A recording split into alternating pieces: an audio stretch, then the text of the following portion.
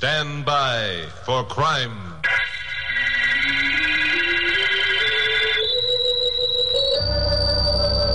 Hi. I'm Chuck Morgan, newscaster on radio station KOP here in Los Angeles. You know, corruption in government is something that will probably always be with us. Let's face it, we have our share, I guess, just like every other large American city. There are a few of us who are in a position to do something about it. So we keep trying, with varying degrees of success and failure. There are other forms of corruption, too. In sports, for example, like that basketball business a while ago. And boxing. That's a story I'd like to tell you. You've heard of Lefty Luke Larson and K.O. McCready, light heavyweights, both of them. Well, last week they were scheduled for a 10-rounder in the Starlight Stadium. It was supposed to be a grudge fight, but I had pretty good information that the scrap was fixed, with Lefty set up to kiss the canvas. I tried for a week to get my hands on something concrete that I could use without a libel suit being filed and got no place. Well, on the night of the fight, I got back to my office just before 7 o'clock broadcast and found my blonde secretary, Carol Curtis, knocking herself out over something she'd been reading. All right. What have you been doing? Reading the Los Angeles weather reports or something? Oh, hi, Chuck. Honestly, this is the funniest thing I've ever read. Yeah, some of your own dialogue, I'll bet. No. Look, this letter was addressed to the question and answer department and got to our mail by mistake. Yeah? Who's it from? Oh, that's unimportant. Listen, dear sir, I have a small ranch in the San Fernando Valley. For several months, I have been troubled by my neighbor's chickens wandering into my backyard and laying their eggs in my garden. This morning, there wasn't a single solitary egg there, and I want to know what I can do about it.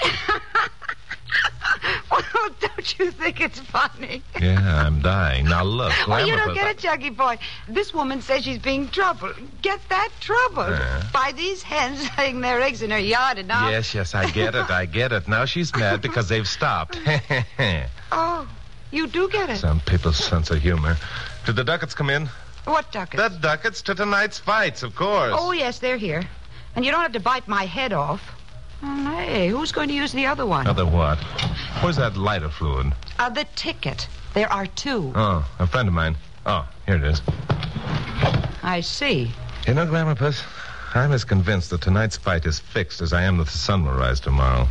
It burns me up because there's nothing I can do about it. This friend... The fight game's always been pretty clean. It's a lousy shame the way a gambling syndicate can move in and put the fix on. Maybe your friend knows the answer. I don't think so.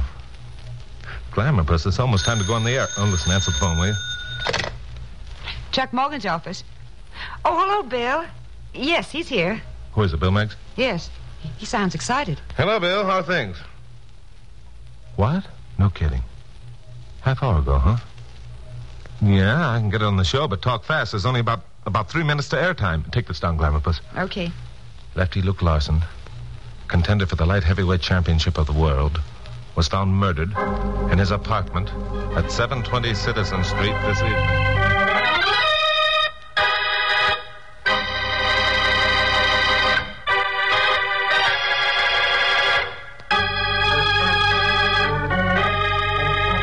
Well, I gave the local fight fans quite a shock with the story of Lefty Larson's murder in my 7 o'clock broadcast. But that was nothing to what was coming.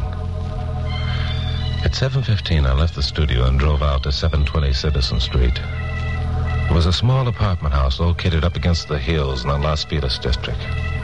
2 cops were keeping a crowd of curious people moving. Both of them I knew, so they let me inside. Larson's apartment was on the ground floor rear. Tom Brady, the medical examiner, was just leaving as I entered. Bill Meggs was inside, another cop, and a red-headed girl. She was sitting in a corner, staring dazedly at the floor. Her eyes were red, and it was obvious that she'd been crying. How's it look, Bill? Not good, Chuck. The guy was murdered, all right. Tom says it was most likely cyanide poisoning, although he can't tell for sure until he performs an autopsy. You got a cold, Bill? Yeah, I'm just getting over it. Oh, that's too bad. What makes you so sure it was murder? It had to be. Come over here. All right. See that damp ring on this bedside table? Yeah, a glass containing some sort of liquid must have been there not long ago. That's right. Well, the glass is missing. If Lefty had committed suicide, it'd still be there. Unless someone else took it away. It isn't very likely that someone would come in and take that glass away with Lefty's dead body lying there in the bed without doing something about it. Unless it was the murderer himself. Unless it was the murderer himself. Which, of course, it was. I figure's all right. What's your idea what happened, Bill? Well, we've checked around and learned that Larson left Mosley's gym around 4:30. He said he's going home to pick up his good luck piece and maybe lie down for an hour or so before the fight.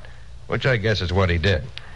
I figure he poured himself a glass of milk, sat on the edge of the bed, drank it, and then lay down. Yeah. Well, couldn't he have carried the glass back to the kitchen? Well, he could have. But he wouldn't have had time to wash it and put it away. Not with that poison in him. Yeah, right. And he was found right here on the bed. Who found him? That girl over there. Her name's Lil Framingham. They were engaged. She says she called him here on the phone about 5:15. Told him she'd pick him up and drive him to the stadium at 6:30. When she got here, she found him dead. I see. What was the good luck piece you mentioned a minute ago? Set of rattles from a rattlesnake. We found him in his pocket. By the way, Chuck, I'd appreciate your giving me a hand in this. You know, I never was much of a fight fan. Don't know many of the people mixed up in it. You have to in your work. Yeah, sure. I'll be glad to do anything I can. I don't suppose you came up with any fingerprints? No. Everything wiped clean.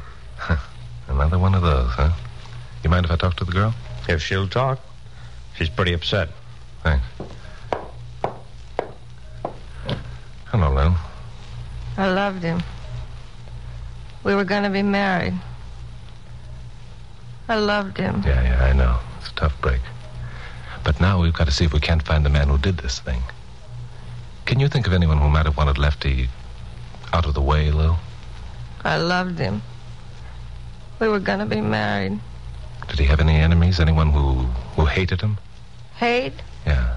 Anyone hate Lefty? Nobody hated Lefty. He was the swellest guy who ever lived. I loved him. Okay, Lil.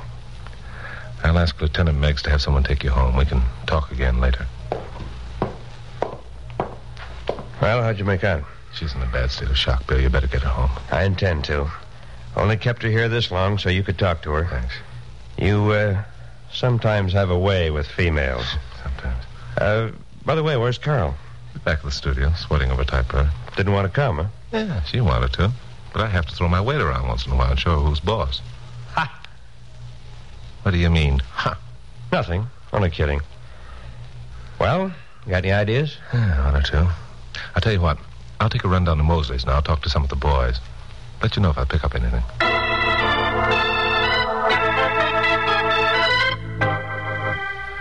I changed my mind about going down to Mosley's and went back to the studio instead. I remembered that out in San Fernando Valley, an old-time boxer named Babe Starkey, long since retired, had bought a small ranch and was operating it for the few bucks he needed in his old age. Most of the boxers, especially the young ones who came to town, found time to go out to Babe's and swap yarns with him. Babe knew more about fights and fighters than anyone. It occurred to me that he might have the answer to a few questions I wanted to ask. So the next morning, I picked up Carol around 9 o'clock, and we headed over Coinga Pass into the valley. By the way, what kind of a ranch is it that this Babe Starkey runs? Oh, didn't I tell you? No. It's a snake ranch. A what? A snake ranch. Didn't you ever hear of a snake ranch? Oh, I've heard of every other kind out here in Southern California. Orange ranches and chicken ranches and cucumber ranches and avocado ranches. But never a snake ranch. What kind of snakes does he raise? Rattlesnakes. Morgan, you stop this car at once and let me out. Oh, come now, take it easy, Glamour Puss. Chucky Boy won't let the nasty old snakes do anything. Did you say something, Glamour Puss? No. Well, why not? You're usually talking. I was thinking. With what? I mean, what about? I was thinking what a shame it is that you and your friend couldn't go to the fights last night. Yeah, it was. Oh, here we are. I remember those two gateposts well. Chuck, this friend... Turn into the drive. Hey, there's Babe. Hello, Babe. How are you? Well, Chuck, Morgan, how are you, boy? Step down from your saddle, son, and squat in the shade a bit. Hey, who's that with you? You've heard me mention my secretary, Carol Curtis. I never met the young lady, but I'm sure glad to do it now. Hey, she's pretty. Well, thank you, Babe. You're pretty, too. Well, now, that's plumb decent of you to say that, ma'am. Come on, get out of there. Where did you latch on to that Western talk, babe? Well, now it's like this, Chuck, my boy. I figured as long as I turned rancher, I better talk like one. Yeah? Here, just you sit right down there in the shade of the sycamore tree, Miss Curtis. Make yourself comfortable. My, you are pretty. Well, thank you again. How's the rattlesnake business, babe? Well, it's like this. I raise 'em and kill 'em and skin 'em and pack the meat in cans and sell the hide. Make a few bucks here and a few there. Not much, but it's kind of fun. Dangerous, too. Dang critters like to kill you if they get a hold with their fangs. How about me showing you around the place? Got some powerful built sidewinders. No, thanks. Well, we've only got a few minutes, babe. You heard about Lefty Larson, I suppose? I sure did. What a shame. Yeah. Now, who do you suppose that would have murdered Lefty? He was a good boy. That's only a month ago he was out here. Spent the day with me. I give him some rattles for a lucky piece. Tell me, babe, did Lefty seem to be bothered about anything? Bothered? Yeah, anything seemed to be troubling him? Was he happy? Did he feel confident about winning last night's fight? Well, no, Chuck. Or had the gambling syndicate put the finger on him? Gambling? Hey, that's pretty dangerous talk, Chuck. You better be careful. So they've got you scared too, huh? Well, how's this for a guess, babe? Lefty came out here and told you about the syndicate trying to get him to throw the fight. He asked your advice because he respected you. And you told him to go ahead and throw the fight.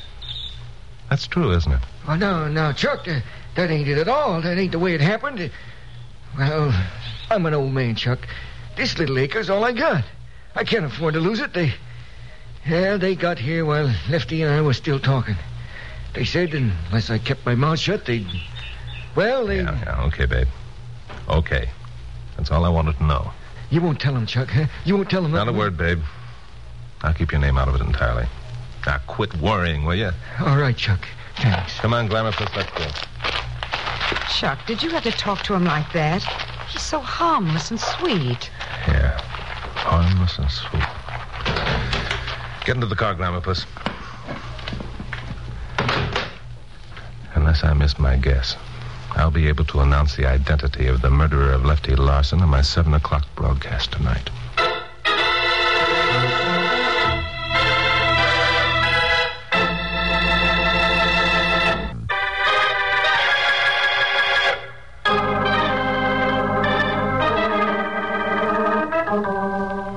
By the time I got back to the studio, I'd begun to wonder if I hadn't been a bit hasty in making the 7 o'clock broadcast a deadline. There's a lot to be done during the next few hours. But first, I wanted to have a talk with my boss, Pappy Mansfield, owner of KOP. Pappy listened patiently while I explained what I had in mind. It's a good idea, Chuck, and it might work, but you can't do it. Good for you, Pappy. That's exactly what I told him. If he thinks he can... Glamour Puss. What? Drop dead. What do you mean I can't do it, Pappy? If my guess is right, we'll have one of the biggest stories of the year. Yes, and if your guess isn't correct, I'll be minus one good newscaster. Nope, not a chance. All right, Pappy, I'll make a deal with you. It's now 2 o'clock. I'll start from Mike Mosley's gym right now. If I'm not back by 4, you get hold of Bill Meggs and come looking for me. Well, why don't we get hold of Bill Meggs right now and go down there with you? For obvious reasons. Name 3. How about it, Pappy? Well, I don't know. Good, it's a deal. You stay here, Glamour Puss, and wait for the phone to ring. When it does, it'll be me with the solution to the mystery of the boxing champ murder.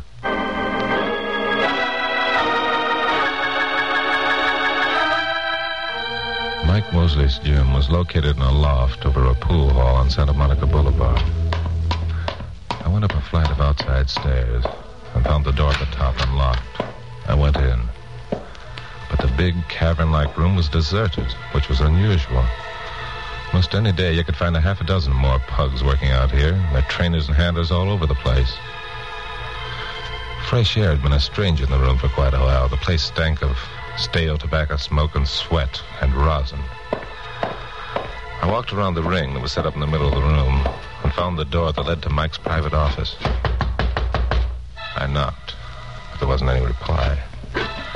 Then I heard a sound behind me and turned to find Mike standing there. Behind Mike were a couple of beat-up-looking kids wearing trunks and boxing gloves. Hello, Morgan. What's on your mind? Hey, Mike. Your place looks deserted. What's that for, out of respect for a dead pal? That could be. But I got another reason for shutting up shop, too. Huh? Yeah. I've been expecting a visitor. Yeah? Who's Who's that? You. No kidding. Now, why would you be expecting me, Mike? Well, you got a habit of getting ideas, Morgan, and there's some of us in a fight game that don't like them. Such as the fact that you've let the gambling syndicate move into L.A., and you bought yourself a couple of new cars and a place at Malibu within the past 6 months? Ideas like that, Mike? Yeah, ideas like that. Ideas that you can't prove and never will be able to. So why don't you get an idea to talk about the Iowa State picnic on your show tonight? Be a cleaner story than the one I'm going to broadcast. Yeah? Oh, while you're here, Morgan, I want to introduce you to a couple of new boys I'm bringing along. Buck, come over here. Buck, this here's Mr. Chuck Morgan. He's a newscaster on one of the big radio stations in town. yeah. Hey. Yeah, he's a lot of other things, too, but I'm too polite to mention them. Now, Buck, I want you to show Mr. Morgan that right hook you was practicing yesterday. Hey, Slim, you stand over there. When I give the word, you demonstrate that left jab of yours. These are things Mr. Morgan likes to know about. Okay, Buck, let him have it. Now, just a minute. All right, hit him, Slim. Give it to him, boys. Maybe Mr. Morgan won't be so snoopy from now on. Give it to him. Don't let him fall down. Keep him on his feet. Atta boy, Buck. Once more, Slim.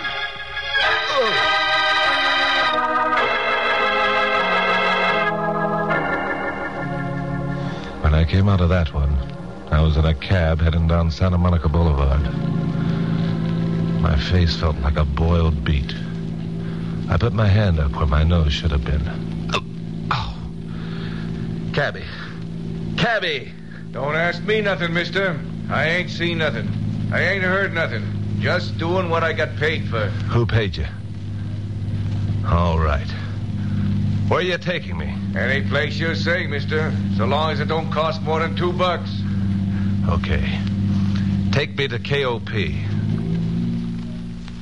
I could tell by the expression on the faces of the people I met when I walked into the KOP building that Mike's boys had really done a job on me. Glamour Puss let out a yelp when I walked into the office. Oh, Chuck! Hi, Glamour Puss. Get me a drink of water, will you? Oh, Chuck. Oh, you poor boy. What happened? Were you in a fight? No. I got this way sitting under a sun lamp. Get me a drink of water, will you? All right. Carol, well, who's this? Chuck. Hello, Pappy. What happened? Were you in a fight? Oh, no, not you two. Here's the water, Chuck. Thanks. And here's the first aid kit. No, get away And don't with you that. dare tell me you're all right and don't need attention. Now, hold still. What happened, Chuck? Oh, ouch! Now, will you take it easy, Glamour Puss? Oh, don't be a sissy. Some of Mike's boys worked me over. Why? I guess they don't like me. Ow! I hope this will teach you to take someone else's advice once in a while. If you had let Bill and Pappy go down there Shut with up. you... I won't shut up. You're a newscaster, not a detective. Now, here, turn your head this way. Obviously, he's not a prize fighter either. Yeah? Well, let me tell you two something. I'm not bad at either one. You haven't seen those other two guys yet. And don't forget, it was I who figured out that fingerprint deal 2 weeks... Hey, Sit still. let me at that phone. What's got into you? It must be the effects of the sun I'll lamp. show you whether or not I'm a good detective. Police department. This is Chuck Morgan. Get me Bill Meggs. Just a minute. Hello, Chuck. What's on your mind? Listen, Bill. Did you tell me that you didn't find any fingerprints when you dusted that room where Lefty was murdered? Not a one. Why? Think hard, Bill. Weren't there any at all? No, only my own on it. Hey, Chuck, that's it. You bet that's it, my friend. You got the address? Sure I have. Good. I'll meet you there in 10 minutes. I got out of there fast, ignoring the protests of Carol and Pappy, and 10 minutes later, I was pulling up in front of an apartment house on North Hobart. Bill Meggs was waiting for me in the doorway. Oh, what the heck happened to you? You been in a fight? Yeah. I've been in a fight. Come on, let's go. The mailboxes gave us the number of the apartment we were looking for. It was on the second floor. We went up a flight of carpeted stairs and knocked on the door of 2A. Try it again. Yeah. Hello, Lil. Mind if we come in? Why, it's Lieutenant Meggs and Mr. Morgan. Why, no, of course not. Come on in. Hello, Morgan. Mike. Huh. Imagine finding you here. What's the matter? You been in a fight? Yeah. You know Lieutenant Meggs, Mike? He's from headquarters. So? Mike and I are old pals. Oh, so you men know each other. Mr. Mosley's been so kind to me since Lefty passed on. Some of the boys at his gym took up a collection and gave me the money. When did this happen? Why, today, I guess. How much money was there? None of your business. Mike, that is, Mr. Mosley asked me not to tell. You can call him Mike, Lou. We understand. What do you mean by that, Crack? Well, I'll tell you, Mike. You've got your coat off and your tie loosened. That's rather informal when the girl only knows you well enough to call you Mr. Mosley. You're being rude. And you're being stupid, Lil. Seems to me you got over your grief pretty fast. Yesterday you were too stunned to talk. I don't like your manner at all, Lieutenant. I wish you'd leave. Oh, we're going to leave, all right. And you're coming with us. Why? Because you murdered Lefty Larson. I murdered Lefty. Oh, why, Lieutenant, you can't be serious. I'm serious, all right. You weren't in love with Lefty, Lil. You only pretended you were. Actually, you're in love with this two-bit chiseler, Mike Mosley. When Lefty wouldn't throw the fight and threatened to expose you, you murdered him. Mike's as much to blame as you. How do you like that? I'm as much to blame. I wasn't even near the joint. No. All you did was provide Lil with the poison and tell her what to do. Well, now, ain't that something? You can prove it, I suppose. We won't have to prove it. Lil's going to tell her. Lil's drop dead, Morgan. Lil ain't gonna tell nothing to nobody. Like you said, she's in love with me. She does what I say. Okay, Lil, get your hat. Let's go. Wait a minute. Mike, are you going to let me take the rap for this? Don't worry, kid. I'll get you out of it. You going to let them take me out of here without doing nothing to stop them? Take it easy, kid. I told you Why, I'd you get you out cheap, of it. two-timing jerk. You're in this as much as I am. It was you. Shut up. I won't. You gave me the poison. Shut up, I said up. All right, Mosley, that does it. Keep your hands off me, cop. That was one I sure owed.